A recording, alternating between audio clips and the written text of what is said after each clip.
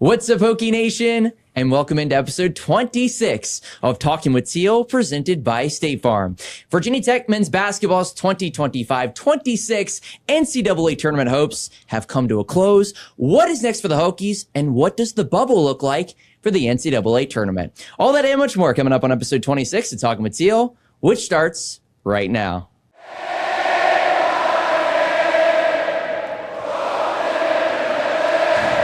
And we record on Friday, March 13th, 2026 from the Tech Solutions Studio in the Virginia Tech Corporate Research Center. Remember to like, subscribe, and refer the show to a friend. I'm your host, Carter Hill. To my left is our senior staff writer, Andy Bitter. Across the way is our managing editor, Mr. David Cunningham. Nick Brown, our director of media, is producing behind the scenes. And joining us virtually from the Queen City of Charlotte, North Carolina, is the Virginia Sports Hall of Famer, David Teel, of course, repping the Tech Sideline merch. How are you? Good to see you. Good morning, gentlemen, and a couple orders of business. First of all, a big happy anniversary to TSL. And number two, a shout out to loyal subscriber Harrison, who stopped me in the arena last night to say how much he enjoys y'all's content and especially the pod. Shout out Harrison. That's really cool. Into him everywhere. We're going to check off every state of the country. I think we should get a map in here and start checking off every state. We've got New York covered. That one happened. And trust me, I'm not Andy Bitter, David Teel, or David Cunningham. I was stopped in O'Hare a couple months ago when I was at a wedding. So Chicago, off the list. Illinois, off the list. Yeah. Happy 30th anniversary of Tech Sideline. Yeah, absolutely. Absolutely. Yeah. You guys aren't even 30 years old, are you? No. Come on now. Make me feel old. Close. I did like how Will is listing the ages of everybody. This is like, Andy was 16. These other guys were not alive. Like, all right. Makes me feel great. All right, well, let's get right into this thing. So I'm going to treat this a little bit like a season recap for basketball. I do think the Hokies are going to play some more basketball, but unfortunately, it will not be in the NCAA tournament. So Virginia Tech falls to Wake Forest in the first round of the ACC tournament. They are set to miss the big dance for the fourth consecutive season. So when you talk about Tech men's basketball season this past year in 25-26, how do you process what took place on the hardwood? Disappointment, I think, is the key word. And then the other phrase that comes to mind is missed opportunity. And Tuesday night in Charlotte encapsulated really the entire journey. I mean, it is literally right there at the rim for Jalen Bedford to win the game at the end of regulation on the putback of Ben Hammond's miss. And that's not to bang on Bedford. Look, those things happen. But I couldn't help but flash back to 2019 and the Sweet 16 game against Duke in Washington that ended in such a similar fashion on the underneath inbounds when Justin Robinson throws that lob to Med Hill, and that's going to force overtime against Duke, and it's right there, and he couldn't corral it, and just very similar endings. Obviously, this one keeps the Hokies out of the NCAA tournament, where the other one kept them from overtime and perhaps the possibility of an Elite Eight. Yeah, when I look at this. Funny, you think back to last season's ACC tournament. I wrote about this yesterday. Mike Young sat and said, I'm not going to do this again. And that game that went to overtime against Cal summed up a really bad season for Virginia Tech. And there were a lot of turnovers. And that game kind of epitomized that season. And I think this game against Wake Forest kind of epitomized this season, where the Hokies played all right, but weren't good enough and had chances at the end despite all of that. They had one of their toughest defensive performances of the season, and yet they still had two opportunities at the horn to win and didn't. And then Wake Forest kind of took over in overtime. And, we've said this all year. These games towards the end where the Hokies played some pretty good teams close is not the reason they're not going to be in the NCAA tournament. It's all those games earlier in the year where they were up and they blew leads and didn't close out games. But this is kind of just another one of those examples, Carter. You fight all the way back against a Wake Forest team that led for most of the first half. It's tied most of the second half. It's a close game. You fight all the way back. Weird kind of replay review that took up a couple minutes with like a minute and a half to go, and then you have a shot to win and then another shot to win and miss. And it's like if you don't take those chances when they come, you are putting the script in someone else's hands, and they've done that too much this season. I'm curious your guys' opinion on this. Outside of Blacksburg, do you think people look at this as a disappointment of a season for Virginia Tech? Because they were picked to finish 12th in the ACC, and they finished 12th in the ACC. I know Mike Young was excited about this team. I think around town people were excited about this team, but they actually kind of finished about where everybody thought. I'm curious, like just from what you think an outsider's perspective might be of this program, and where Hokies fans feel like, oh yes, they should absolutely be in the tournament. I bet you somebody at Georgia Tech is looking at Virginia Tech going, they're not a tournament team. Why would they expect to be a tournament team? I feel like most people probably looked at it, and especially given Virginia Tech was right there on the bubble, and a win against Wake Forest it maybe has Virginia Tech in, given that all these bubble teams are losing now. But I think if you said the Hokies were going to be a bubble team, a lot of people would have been like, yeah, sounds about right. Yeah, I'm thinking of like the way that we would look at like Cal and Stanford. I'm looking at those teams and go, those aren't tournament teams. I don't even really have to think hard about those two teams. Yeah. I feel like that's how people think about Virginia Tech. And the losses have helped if they had done anything to help their case here. But I think just as a program, perhaps because of familiarity locally and people with the team, and obviously they were close games that they should have won that would put them in the tournament if they had. But I don't know, from the outsider's perspective, people look at Virginia Tech and go, man, big disappointment for this season. No, but I think a lot of people around here do because of the way Mike Young talked about that. Right, and the way Abdollah started.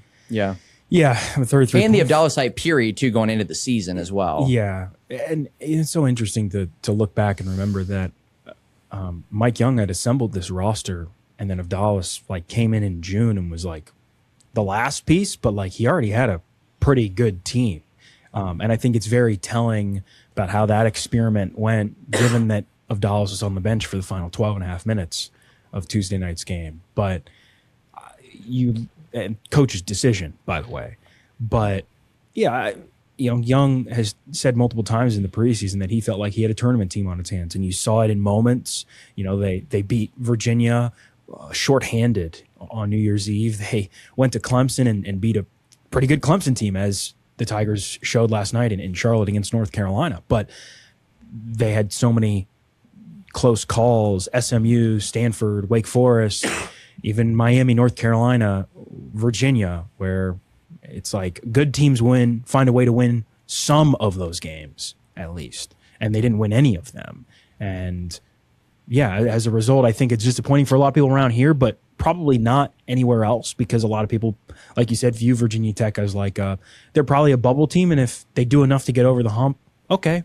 But I think this is kind of what Virginia Tech is. But the internal expectations, I think, from Mike Young and everyone in the program, you mentioned the way Abdollah started, like they're 12-2 coming out and entering January. It's like you felt like they were in a pretty good spot, and they've just stumbled.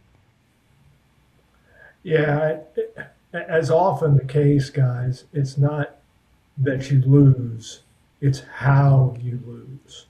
And I think that's what makes the season a disappointment, certainly internally and to the base, and maybe even to those who pay attention nationally.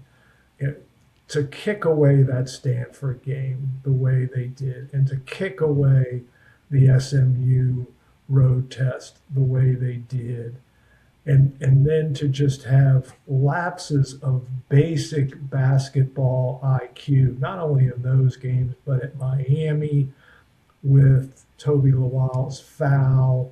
And then even the other night, Mike Young kind of needled Toby Lawal, not in a good way. I mean, criticized him for his lack of basketball IQ with the foul that got upgraded to a flagrant. And the fact that he did raise his elbow and he did catch that defender above the neck. Yes, Lawal was getting held, and he's trying to rub him off a screen from shoot to get loose there, but you can't have that play, and it cost him 2 points. And it's just those, as Christian Gerdak told David and me after the game, it always comes down to the little things. And this squad consistently failed to accomplish those tasks. And a lot of them came defensively too. You go back and look at even starting with that Wake Forest game at the beginning of January, they allow a 3-point play and then allow a Nate Calmes 3-pointer. They allowed 17 points after the final media timeout against Stanford, 3 threes in the final minute and 8 seconds. You know, at SMU, everyone wants to talk about Poopy Miller's half-court shot, but Virginia Tech allowed a tip-in where essentially no time came off the clock on a baseline out-of-bounds play. Weren't they up 4 with 7 seconds left and the ball? Yes. Wasn't that the situation? Yes. Yes. It's almost impossible to lose that. You have to Almost. not play. Almost, You have to not play deep. I mean, the only thing they could have done worse is foul on the tip end. They're in these spots. You got to play defense.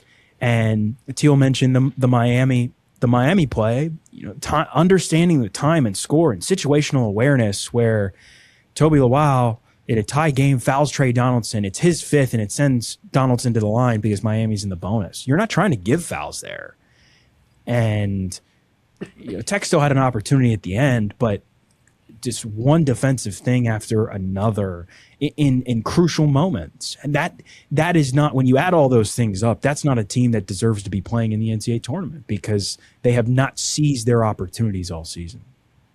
Well, you even go back to the Stanford game, too. It's like you're up 12 with 2 minutes left, and Hokies are taking shots with like 18 seconds on the shot clock. And they did the same thing at Syracuse, too. We're fortunate to win the game up there. So I think this is unfortunately for Virginia Tech, 10, 15 years from now. Everybody talks about the Sean Dockery shot still to this day. Chris did this morning, but you're going to look back on that SMU game, the Stanford game. And yes, they did get a tough break with injuries this year. There is no doubt about that. But at the same time, even with all the injuries, there were plenty of opportunities to get in the NCAA tournament. And the Hokies just couldn't take advantage. And I think that's going to be talked about here for a long, long time. With that being said, I think you brought up the point, David. We'll go round table with it. So, Teel, we'll start with you. Going into the ACC tournament, it's funny. It feels like the goalposts were being moved, whether or not, the Hokies had to do this to get to the tournament. I think going into it, we said if Virginia Tech had beaten Wake Forest and Clemson, they would have a shot. But with how weak the bubble is, and this is painful to even ask, if Virginia Tech had simply won the Wake Forest game on Tuesday night, do you think there's a chance they would have gotten into the NCAA tournament, Teel? I think there is a chance, Carter. Now, it would have depended on how the Hokies played the following night, last night, against Clemson. We'll see. We'll never know how that might have turned out. But you look around the bubble and teams just falling left and right. The one exception is there's probably one less spot on the bubble because of Miami of Ohio's loss, and I know you want to get to that later. But I think the Red Hawks are going to end up in the at-large group now, which gives the MAC a second unexpected bid. But yes, I think they would have been right there along with SMU. Having a nervous selection Sunday. I don't think they get in. I think they would have had to beat Clemson. I don't know, all these teams at the end of the season, it's like, well, we beat a non-tournament team. It's like, okay, that doesn't do anything for me. You just added one more sort of empty calorie. Wake Forest is not nothing. It's not like you're beating, Notre Dame or Georgia Tech or something like that. But that's not one of those things that just moves it. That would have been very interesting about Florida State if they had beaten Duke last night. Did that shot look good, Teel, from your vantage? From my seat, it 100%. Really? When he did it, I'm like, drive to the hoop. What are you pulling up for this pull-up three? And you got a good look. Got the best look you could get, I guess. Robert McRae V is a dude now. Credit to Jacksonville University for developing that guy. And he really flourished at FSU, and in hindsight, I'm like, man, I'm glad I voted that cat third team all league because he certainly played the part. 55 points in 2 games here this weekend. And yes, Florida State would have been a very curious case. And remember, guys, when the Seminoles came to Blacksburg and absolutely bushwhacked Tech in the second half, and we all just hammered Virginia Tech. What a bad loss. you're losing to Florida State. That's going to be quad 3. And turned out the Florida State at that point was turning it around and was pretty darn good. Well, they did get outscored by like 40 in the second half, so maybe that reason to disappointment. It was not a good performance from Virginia Tech. But the Noles, I mean, what Luke Laux is doing with that program, man. If he's got resources, they're going to be really, really good. They were very impressive yesterday. And the funny thing, you mentioned Robert McCray at Jacksonville. You want to talk about how bad Virginia Tech's season was? McCray and Jacksonville beat the Hokies in Castle Coliseum last year. Carter Hill called it for Jacksonville radio. Yeah, I did. Oh, nice. Wow. Did an interview with them after the game, yeah. Little did we know. Little did we know.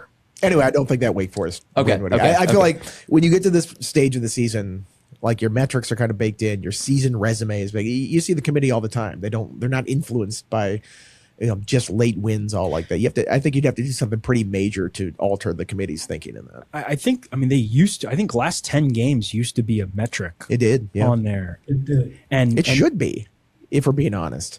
I think how you play now versus how you played in November, like teams are different. Yeah, but it's not really like the Wake Forest win wouldn't have really moved the needle. But like a Clemson win would have. It would have been a quadrant 1 win against a team, solidly in the field. So, but they would have been in the conversation still, and that's the thing. Like they have. The fact that they went into them and Stanford went into that tournament even having hope, and it's like, how about Pitt? Pitt ending Stanford's season, Pitt ending Cal's season, essentially. Like, you got to beat the teams you're supposed to beat. And in this case, like the Hokies probably should have beaten Wake Forest. I mean, how many times are you going to get a tip in point blank and have an opportunity to finish that? I can think of 2. Yeah. Like 0 for 2. Couple parting gifts from Jeff Capel to the league there. Yeah. Pitt going out like that. Yeah. Yeah. No doubt. And how many times are you going to hold the opponent's leading scorer, the most improved player in the conference, to 3 of 18 from the field? I mean, you were really good defensively and still couldn't close the deal.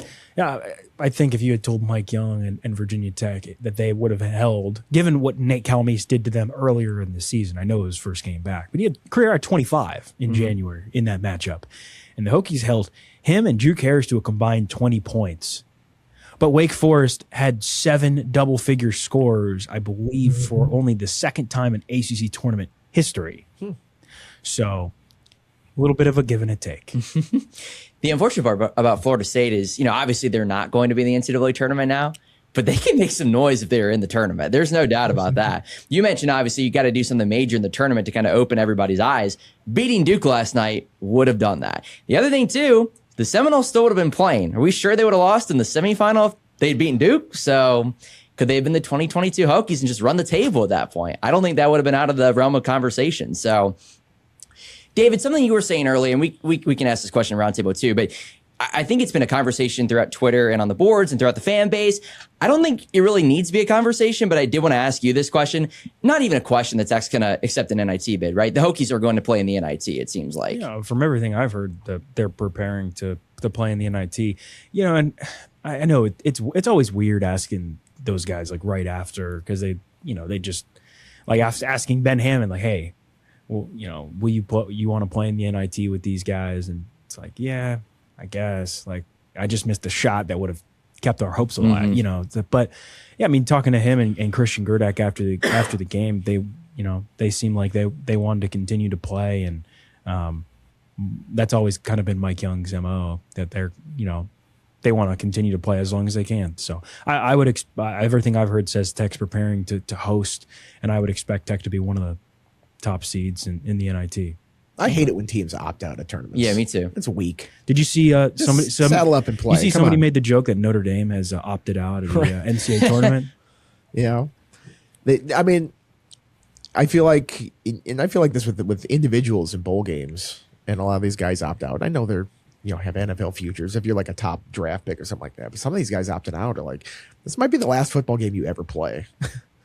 And for some of these teams, like, this might be the last basketball game you can play. Like, unless you want to go, overseas or something like that and carve out a living like that. Like, why are you cutting short these opportunities? I feel like it's short-sighted when teams make the decision to opt out of these things. If you're a competitor, wouldn't you want to play in all these games? I don't know. Yeah. I know the NIT isn't what it was, but Sure. it's still an opportunity to go out there and play for your team, your school. I like it. Plus, you throw in the fact that, number one, Virginia Tech has a pretty storied history with the NIT. That's right. Yeah. And the opportunity to perhaps win a third would be pretty darn cool. And Mike Young said afterward that he really enjoys coaching this team, present tense, and he looked forward to coaching it some more. So to me, that was a clear signal that the Hokies are very open to an NIT bid. Although I did appreciate Jaden Schutt's honesty when I asked him the question. David, were you standing there too? I think I was talking to Hammond and overheard Schutt say that, and I kind of did like a head turn. I'm like, really? I mean, it was so wonderfully honest. He just looked at me. He goes, "It kind of pisses me off that we're having to have this conversation right now." I saw you close your story with that quote. That was a banger way to end it. So, yeah, I agree. I think when schools go out there and they say we're above the NIT, I think that's a little bit weak. I get Carolina did it a couple years ago and everything. I get North Carolina basketball is a different level. But at the end of the day, I mean, Virginia Tech, storied history in the NIT. Who is Virginia Tech to say, no, we're not going to play in the NIT? We had, again, picked 12th in the ACC. They finished 12th. I mean, and you have some younger guys, too, you can develop still and get more reps in the NIT the next couple of weeks, hopefully. Well, if you're Virginia Tech, if you're looking at this, Mike Young has an opportunity to give, assuming the financial situation is right, keep most of these guys around. Hokies will lose Toby Lawal and Jalen Bedford unless something crazy happens with a JUCO waiver. But Ben Hammond, Tyler Johnson, Jaden Schutt, Amani Hansberry, Christian Gerdak, Antonio Dorn. I mean, Sincere Jones, whenever he gets off a scooter, like a lot of the majority of your team has an opportunity to return, even Abdollah. So I would not expect that to happen. But you have an opportunity to continue to develop cohesiveness and maybe set the table a little bit for next year. There's no guarantee that everyone sticks around, of course, but I think it's so rare in these times to have that opportunity. Most of the time, you don't make it where you want to go and everyone's going every which way. But I think we saw it a little bit with Virginia Tech women's basketball last year, and that Hokies made the WBIT, and I know they only played 2 games, but a little bit of postseason basketball, I think, especially for kids who have never played postseason basketball before, it's a unique experience. So, yeah, we'll see what happens with the NIT. I think that selection show is like 9:30 on Sunday night, so be a late night. Yeah. Yeah, so when you look at, and credit to Mark Berman of the Roanoke Times for putting this out there, he talked with Babcock, and then I think eventually Mike Young with a couple quotes about this as well. But, we mentioned a couple weeks ago, just for conversation's sake, I don't think there was really ever a crazy question whether or not Mike Young would return next season, but he is confirmed to be back for 2026, 2027. I do think everybody here agrees that is obviously the right move. But with that being said, what is next for the Hokies? Great segue from David. You have theoretically a younger core coming back, but at the same time, you got to retain these pieces. So if you're Virginia Tech, what is next for the Hokies, Teal, to make sure Virginia Tech can get over the hump and finally get back to the NCAA tournament in 2026, 2027? Resource the roster. Go out there, evaluate the portal, and get pieces you believe fit the way you want to play, that fit the athletes who are returning or you believe are returning. David mentioned the long shot of Neo returning. I will give him a lot of credit. He spent the final 12 plus minutes the other night pinned to the bench. That had to be discouraging, if not humiliating, for him. Yet he stood in that locker room and he very quietly but politely answered a few questions. I mean, he could have ducked out of there, and I don't know that anyone would have been outraged or anything, but I give him credit for standing there. I heard him say all the right things about he really loves his teammates, and so I think at the end of the day, a failed experiment between the parties. But the young man stood up there and answered questions. If you're Virginia Tech and you're looking at this roster, assuming all those guys, Carter, I just mentioned, are coming back, I mean, you know who your point guard is. That's Ben Hammond. You know who, now that he's back healthy, Tyler Johnson and Amani Hansberry, assuming Hansberry's injury is not long-term, super long-term, those are two other starters. Maybe pencil Christian Gerdak in there. You're probably looking for another wing to pair alongside Jaden Schutt, very much like the Jalen Bedford mold. And, you need center help. You need more front court help to kind of replace Lowell's production. But it's not, assuming you have the resources to retain those guys, it's not an impossible task. And I think a lot of those guys, think about that for a sec. That lineup I just read out, Hammond, Johnson, Hansberry, Gerdak, those three of those guys are high school guys that Young recruited. Hammond, Johnson, Gerdak. I think they've got a pretty nice young core that really enjoys playing together, but those guys barely played together at all this year. They played 7 total games with their core of 9 players, and 3 of those came after Thanksgiving. So if they can get maybe a little bit more help with the injury luck, and add to what is already a solid foundation, I think they'll be okay. But as Teel said, you have to have the money, and the price to compete is going to continue to go up. So it'll be interesting to see how the Hokies operate.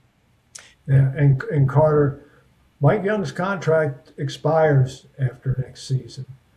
And I think it's going to be pretty clear that it's NCAA tournament or regime change after next season. That would be my interpretation as we move forward. And I don't think that Mike would resent that characterization. I think he understands the game. He understands the expectations of an ACC program. It's time to elevate. Do you believe Tech will be in a position to retain the pieces they want to retain again? I mean, obviously they increased their, compensation. That's probably not the correct word, but you obviously increased what you can put into basketball this past year. You're going to have to continue to do that to compete because everybody else is going to increase their dollar amounts as well. You can just call it payroll. We're among friends here. We don't need to use euphemisms about this whole thing. We're not working for Virginia Tech. I mean, I would assume so. I mean, if you want to compete, that's what you have to do. Everything I had heard recently points me to believe yes, but it's always such a fluid situation with money. And what you don't want to be is you don't want to be a program that doesn't put more money in, because that means you're going to be at the bottom of the league, point blank. Like if you don't increase your money, what you paid this year, and everyone's prices around the country are going to continue to go up, you're going to see guys leave. Like, that's just the way it is. And that's on the people in the athletic department. That's on the fundraising people. That's on, going out and getting NIL donors. I mean, that's just the bottom line. Like, the price to compete is only going to continue to go up.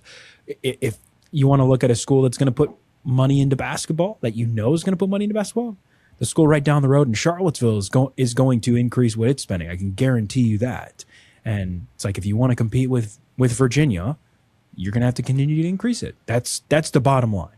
I think, it always comes down to enthusiasm for donors. And also true. You either need to be a good team that's having success and they want to continue to feed that success, or it's a new coach, clean slate. Everybody convinces themselves that this next hire is the one. I mean, that's why you see it. Yeah, I think Bud Elliott has talked about this with football. It's just sort of like resetting the donation complex of these schools. Like, every 6 years, Syracuse football is going to fire somebody new, regenerate some excitement with a new coach, but then they're going to, kind of fall back to where Syracuse normally is in the pecking order. And I feel like that's a school like Virginia Tech is maybe kind of in that same spot. So I think that's the hard part right now, is how do you increase donations and increase the payroll effectively of this team coming off a disappointment season like this. It's the same coach who had the disappointing season, so there's not even the excitement of a new coach. Like, do you hope that the Franklin effect in football, there's like some residual money that comes in from that? I mean, that's not an outlandish thing to say, because he excites everybody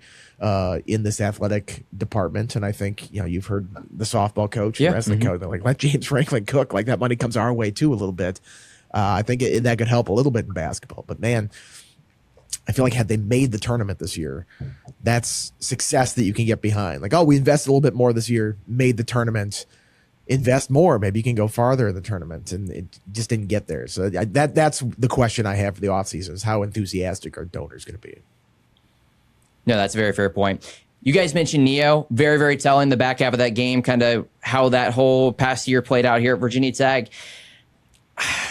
Where is he playing next year, do you think? What's next for Neo Abdollah? Is he back at the college level? I don't know if it's at Virginia Tech. Does he try his thing at the NBA level? I know he probably would want to do that. Is there an appetite for that? Like, where's Neo Abdallah's playing next year, do you think, David? Not in Blacksburg. Teel, what do you think? No, I don't think it's in Blacksburg. And what we don't know is, does he enjoy the college life? I think that's got to play a role as to whether he might look for another college stop and run it back on the NCAA level. My sense is, he was very upfront when he first came in and met with the media in preseason that this was a one-year deal and that he very much wanted to turn pro after this season. The question is whether he and his advisors will recalculate in the wake of just some very pedestrian numbers. His shooting efficiency was it was dreadful. Now, is he an elite passer? Sure. But he's not even remotely close to an elite defender. And he's not an elite shooter. And the NBA values shooters, guys. And I don't see where his game right now translates very well to the NBA. So it will be very interesting to watch his path moving forward. Yeah, I think if he wants to make some money, he would stay in college and transfer. Mm-hmm. Because he probably won't get the same amount at Virginia Tech because they've seen him up close and how the season kind of went south. Other schools can talk themselves into, Virginia Tech wasn't coaching him right or wasn't using him right. And they see the skills on that. If he's going to the NBA, not going in the first round, maybe a flyer in the second, but even that feels like a stretch right now. So if you're on the borderline of the roster, do you want to end up in the G League or something like that? So I think he had this NBA hype around him coming into the season. I think that would sort of rekindle a little bit if he went somewhere else for another year of college. Like if you're a year older, it's like, okay, this year he'll figure it out and then have a chance. I think that's his best opportunity to make some money. But again, it comes down to his preference and does he like the college lifestyle? Does he like pros? We'll see which way he goes. Yeah, and I don't think it's really worth it to Virginia Tech to keep him around. Yeah, he wasn't. For the money required, for sure. Well, from a money aspect, but also, like, there's a reason Mike Young did not play him in the final 7.5 minutes of regulation, and then he did not touch the floor in overtime. He's not hurt. He does not fit what Virginia Tech is trying to do. And Teel and I talked about it, I think back in February, about it might have been around the end of the Miami game, where the only reason Abdollah came back on the floor late in that Miami game was because Toby Luau fouled out. Like, there have been multiple times this year where he's just been on the bench for long stretches of time because he's not a good defender. And when he is not impacting the game with his passing and his scoring, he is a net negative for this Virginia Tech team. And maybe someone else will go, hey, I can fix that. I can change him. And I think there's probably a program out there that would be a great fit for him, but not Virginia Tech, especially when you've got a guy, a player as good as Ben Hammond, like a player that has taken the leap from freshman to sophomore year. Ben Hammond's that guy can kind of be the face of your program. And I think if you're Virginia Tech, you want him to. And when Abdollah was sitting over on the bench for the final 12 minutes, you know what the Hokies were doing? they were spamming Ben Hammond, and Hammond had shot after shot after shot. He's the guy that took the last shot while Abdollah watched from the sideline. I don't know. These programs are usually pretty judicious when they're spending their money in college basketball. So, no, he'll get money somewhere if he decides to transfer, I think. Yeah. I think there's a world he can go somewhere else and have a very good year in college, and there will be people at Virginia Tech that will say, how could we not unlock that? But that's the way it goes that's sometimes. been the track record. Yeah. Like how many times you see a guy playing in the tournament, you're like, oh man. But basketball it's like there's too. always somebody every March Yes. that's like performing in the tournament. I mean, you go, that guy? Yeah. I mean, you go down the list. Hey, Sean Padula's an NBA player. Sean Abdollah, yeah. He scored his first NBA points the other day. But I mean, Rodney Rice has been hurt at USC, But when healthy, but he was supposed to be the big piece for that. But I mean, you even go back to Jalen Hudson at Florida. I mean, we're going a decade. I mean, Dorian Finney-Smith. I mean, yeah, but I mean, you can go down the list of just guys who have not panned out at Virginia Tech, transferred, had great careers elsewhere, and that's been a theme. And but this situation just didn't work this year. A lot of factors. All right, and with that, let's step aside and hear from our title sponsor, State Farm, here on Talking with Teel. Switching is easy. We do it all the time. We switch on the lights. We switch TV channels. Some of us switch partners while square dancing. Well, that's a stretch. But what's not a stretch is how you can switch and save with State Farm. In fact, a group of State Farm agents that support TechSideline.com can switch you over to State Farm so you can start saving today. These State Farm agents and their team are ready to welcome you to the State Farm neighborhood. Check out TechSideline for the agent in your area. It's easy to switch and save. Just give them a call. When you want the real deal, like a good neighbor, State Farm is there. And welcome back to episode 26 of Talking with Teel, presented by State Farm. Looking around the ACC real fast, so the coaching carousel has started to spin. Syracuse has fired Adrian Autry, Georgia Tech has fired Damon Stoudemire, and Boston College has fired Earl Grant. Still don't really know what Pitt's going to do with Jeff Capel. We shall see there. But Teel, where do these schools turn to? And really to kind of piggyback with another question, particularly with Syracuse, how would a job like Syracuse basketball be perceived throughout the collegiate athletic ranks right now, do you think? Carter, I think right now, if you look at the openings, Syracuse is the most attractive job out there. Now, that's probably a pretty low bar because there aren't really any top 20 positions that have come open, and there probably won't be, barring surprises. But I think, to me, pretty clearly, Syracuse is the most attractive. Just hired a new AD yesterday in Brian Blair from Toledo. So even though John Wildhack has been canvassing agents and such and probably reaching out to some prospective candidates, Blair is going to come in surely and have some input on that search. You look again at the success of the first-year coaches in this conference. Last season, guys, Miami, NC State, UVA, Florida State, a combined 24 and 56 in the ACC. None of them won a game in the ACC tournament. In fact, two of them, Miami and NC State, didn't even qualify for the ACC tournament. This year, those teams went a combined 48 and 24 in the league. All four advanced at least one round in the ACC tournament, and all four are going to the NCAA tournament with brand new coaches. That really shows you what regime change can accomplish if you hit it right and you provide the proper resources. And certainly a school such as Syracuse is positioned to do that and really must, or it's going to just continue to fall further and further behind.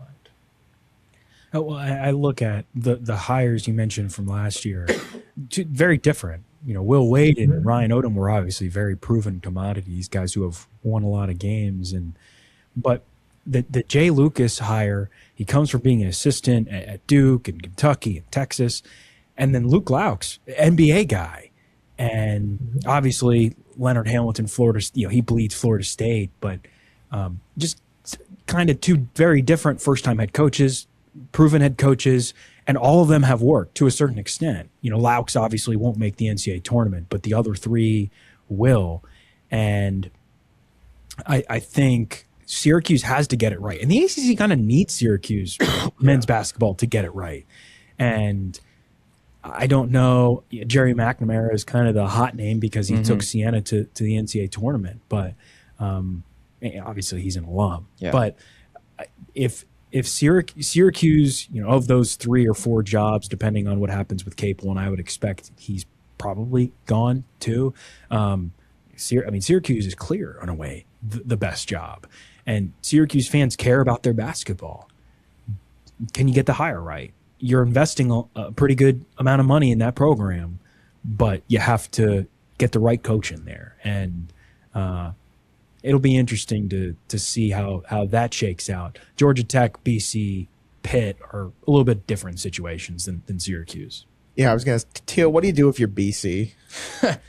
It's just, I'm looking at these. Al Skinner had some success there. Since then, Steve Donahue, 415 winning percentage. Jim Christian, 371. Earl Grant actually has the best winning percentage since this, 480.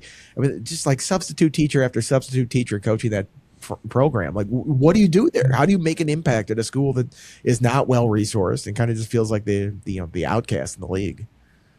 It really does feel that way, Andy. And you mentioned Al Skinner. He had more than just a little success there. He had it humming in their last couple seasons in the Big East, and then when they first came in the ACC. But then they ran him out, and turned out to be a colossal mistake, and it hasn't been the same since. One curious name that you hear at Boston College is, because of some family connections, Blake James, excuse me. You'll see why I'm saying the name Jay. But Blake James is the AD at Boston College, the former AD at Miami, where he hired Jim Larinaga as the head coach. A name you hear now for Boston College is Jay Larinaga, Jim's son, who spent a really good amount of time on the Boston Celtics staff and is now a Los Angeles Clippers assistant. Could Boston College try to pull a little Luke Lauk's Florida State magic and bring some just NBA forward-thinking, metrics-driven coaching to that program? And would it translate with an athletic department that doesn't have all the resources? Now, Boston College has made very clear that it is going to be at least fully resourced this upcoming year from a rev share standpoint. They weren't even there this season, which is borderline. Well, it is mismanagement. If you want to compete at the power conference level and you either don't or you're not willing to ante up, then shame on you. This is why he's in College Basketball Hall of Fame as a writer. It's like he gave us a 2-minute fully baked take about Boston College basketball. Like, I can barely even tell you who the former head coach was at BC, and he's got this whole thing mapped out about what they might do. Very impressive. Well, yeah, Larinaga's resume is very interesting. It'd be a very cool story. Very interesting. Too. Yeah, it would be 9 years as a Celtics assistant, and BC's also trying to hire a women's basketball coach at the same time. Teel, we texted a little bit about this, but Georgia Tech, man, like that program had a lot of success a long time ago and just has not been the same since. What do you make of that situation? Damon Stoudemire, we talked about it when the Hokies played the Yellow Jackets here. He's such a unique, interesting character who sees the game through a really different lens. Just didn't, he dealt with so many injuries for so many years, but it just seemed like just could not get it right. Who do the Yellow Jackets turn to? Like, it feels like they are kind of the middle ground between the Syracuse and the BC. They're kind of maybe right there with Pitt in the middle. Guys, as I often do with this podcast and with my family, I will date myself. I sat courtside at the Alamo Dome not that long ago and watched Georgia Tech play UConn for a national freaking championship. And now to think that really the only recent NCAA tournament bid that the Yellow Jackets have had was a fluke. It was the COVID year when Josh Pazner wearing the shield on the sideline in Greensboro somehow willed Jose Alvarado and that crew to an ACC tournament championship, by the way, that was losing teams because of positive COVID tests, including Duke and Virginia. Not that Duke was really good that season, but UVA was an NCAA tournament team. But again, it comes down to resources and whether they can find the right coach. You hear Bob Ritchie at Furman, whose team is back in the NCAA tournament. Brian Hodgson is a really interesting name at South Florida. This is his first season since taking over, under tragic circumstances after the death of Coach Abdullah Rahim there in Tampa. He had good success at Arkansas State previously. Maybe Georgia Tech has other irons in the fire. I'm sure they do, but those two names make sense to me. And Atlanta is such a basketball hotbed that I would think if they do get the hire right and someone who can come in there and really generate some enthusiasm, that the money and the fundraising would be there to support that program. That's the thing with Georgia Tech, too, and I'm glad you brought it up. I mean, think about all the guys with the right resources you can bring in your own backyard and the historic success and everything. Definitely think that can be a sleeping giant in the ACC. Another sleeping giant in the ACC that kind of got going again this year is NC State. They are led by first-year head coach Will Wade. Any chance he goes to LSU after this year, do you think, Teel? Laughing already. You haven't even got the question out. Any chance Will Wade goes to LSU? I know he was asked about it yesterday. The job is not open yet, by the way, but it should be over the next couple of weeks. He was asked about it, and he whether intentionally or not, and knowing Will, it was probably intentional because everything he does is so daggone calculated. He did leave himself some wiggle room, guys. He didn't completely shoot it down. The fact of the matter is that the new president at LSU was the president at McNeese State who hired Will Wade after the scandal and gave him a restart. Now, whether they want to reunite, I don't know. But I'll tell you what. The Bayou with Lane Kiffin and Will Wade, and just for kicks, let's throw in Kim Mulkey. And you talk about popcorn entertainment. Just sit on the couch and watch those three interact.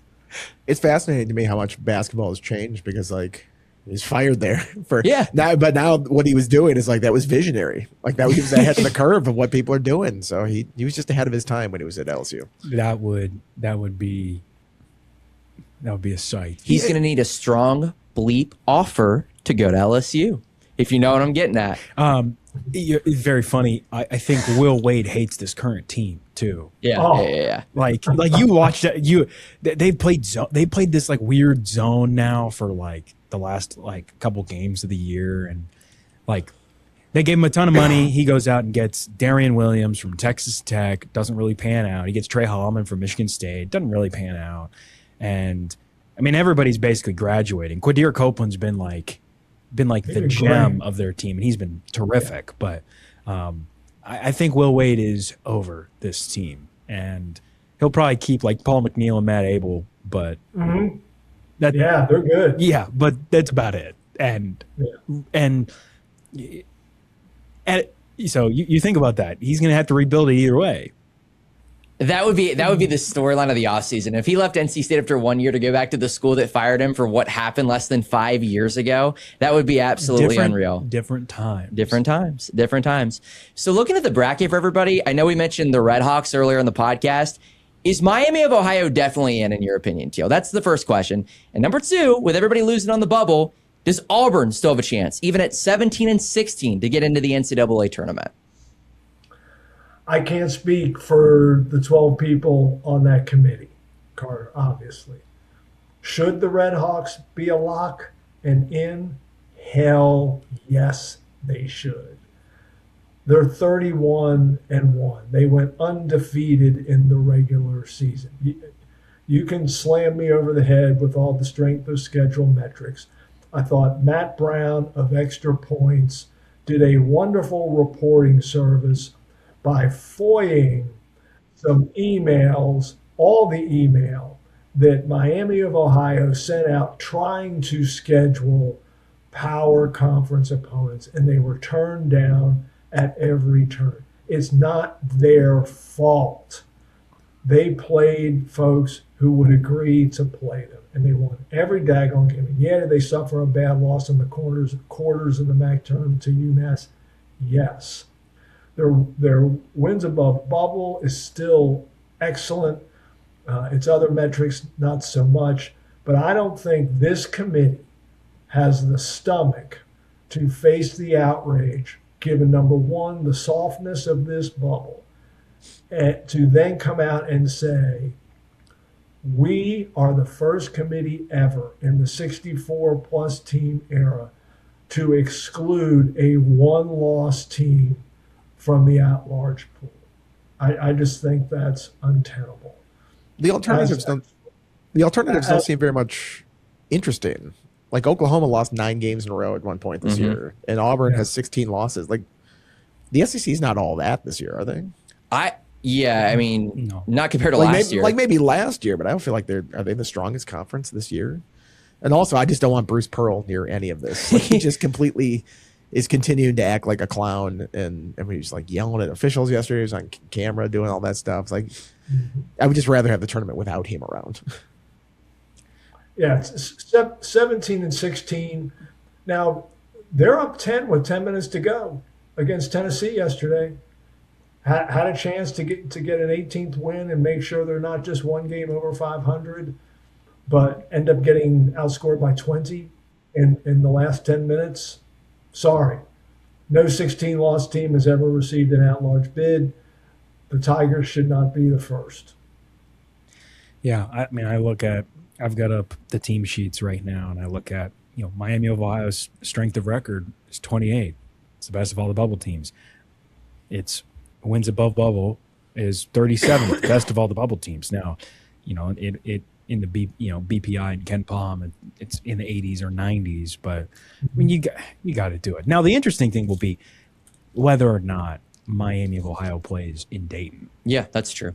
It's true. If it does, it would essentially be a home game from Ohio. It's true. So, but I would say, I mean, they won the regular season.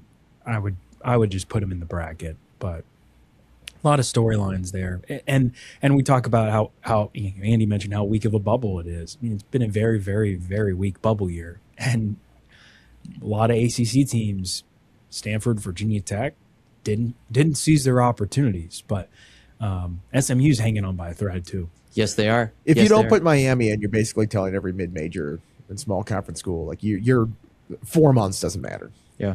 Whatever you do, it does not matter. And perhaps that's the case as it is, but there's something about winning every game along the way until the very last one. And people are like, oh, well, they didn't play anybody. It's still hard to go in knowing that you're getting everybody's best shot every single night. They see the undefeated record. You still win those games. I know it wasn't always pretty winning them, but they were winning them. So put them in. I think the tournament's more fun with a team like that. Yeah, and I believe that conferences don't have to put their conference tournament champion in.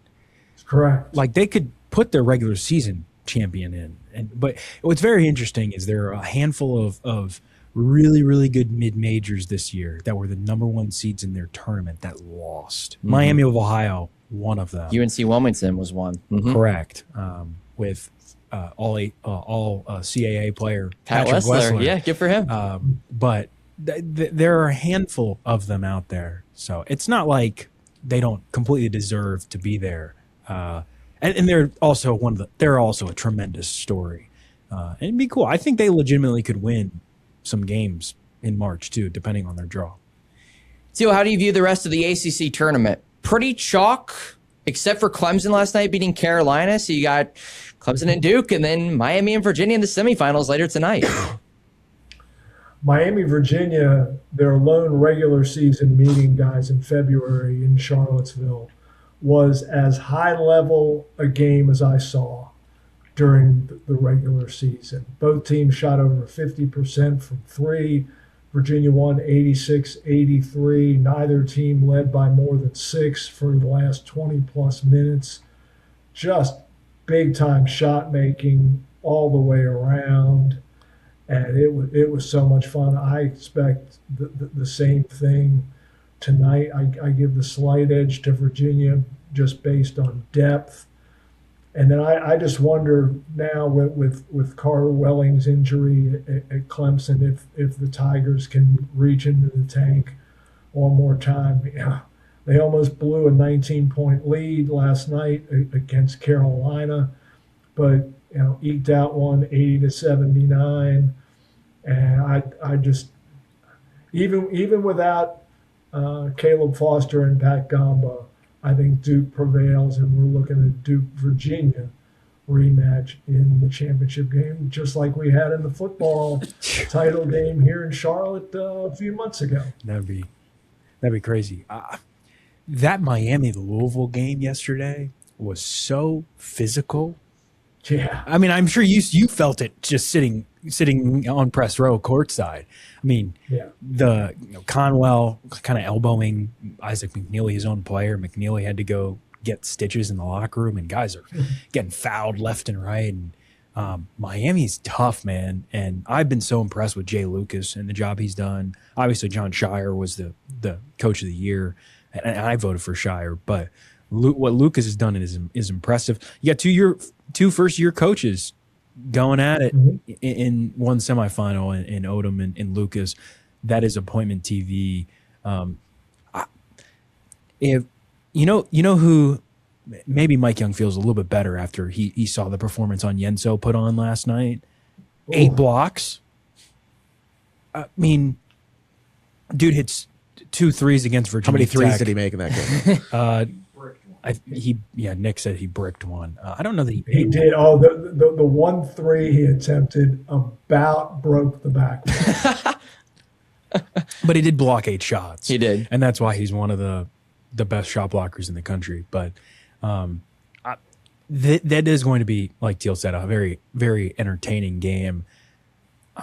I would not doubt UVA, but I would be tempted lean a little towards Miami. I don't know. Okay. I think it's honestly a coin flip. Like, I think they're 2 really good teams, and winner gets a hobbled Duke that looked vulnerable against a really hot Florida State team. So very vulnerable. Without Gamba, they really don't have much front court depth at all. And people forget, man, Caleb Foster is a 40% shooter from deep, and Miami basically dared Caden Boozer to shoot it, and he did 5 times in the first half and didn't make a one of them, and that helped Florida State really, for a while in the second half take control of the game, and then Shire called timeout, and Duke promptly goes on this 19-2 run, and you think that the Noles are cooked, but they came back. And Leger Jones and Robert McRae V, again, the 2 of them were just exceptional from the perimeter. Duke is the number 1 team in the country in defensive efficiency, and that makes twice in as many meetings this year that the Noles have torched that defense, absolutely shredded it. And John Shire afterward, he could not talk enough about Luke Laux and the stuff they run. And I just happened to be sitting courtside between sessions the other day talking to Jim Phillips. There are very few other people in the arena, and Luke Laux came out. And the Noles they had just arrived at the arena for their 8-9 game against Cal. And Luke stood there, and we talked shop and basketball for a good, 15, 20 minutes. He's such an impressive guy, and so sharp and so young. And he was reminiscing because that was the 14-year anniversary of him starting and scoring 10 points and Florida State winning its only ACC tournament by beating Carolina down in Atlanta. And I asked him, I said, you gonna use that as motivation, here for your guys? And he's like, absolutely, I'm telling them about it. I've been telling them about it all week. How how an ACC tournament championship can change your life. So really interesting guy, really impressive. And they're going to be a problem moving forward. He and Lucas are great for the league. And the thing, you mentioned Duke's front court depth. I look at Miami and Virginia and go, those are maybe two of the teams in the league that Duke does not want to play. Now, with Carter Welling out for Clemson, I think Clemson and Duke are kind of on a similar page. And that hurts for Clemson because, and I think Clemson announces a torn ACL. Mm-hmm. That hurts. But what Brad Brownell has done has continued to be impressive as well. It seems like, I think it's Trilly Donovan who says Brad Brownell is immortal. Yeah. It's like longest tenured coach in the league, man. Yeah. We could have two of the possible championship matchups, guys, are between teams that did not play in the regular season. That's true. Miami and Duke did not play. Clemson and Virginia did not play. That'd be so unprecedented, obviously. Which is a shame. Yeah, it is. It is. And, your four of your best teams two of them didn't play each other in the regular season. Teel, as always, appreciate your time. Enjoy the rest of your weekend down in Charlotte. Look forward to chatting again next week. Sounds great, guys. Thanks. For the Virginia Sports Hall of Famer David Teel, Andy Bitter, David Cunningham, Nick Brown, I'm Carter Hill saying so long from this edition and episode 26 of Talking With Teel presented by State Farm. Have a great rest of your week, and we'll talk to you very soon.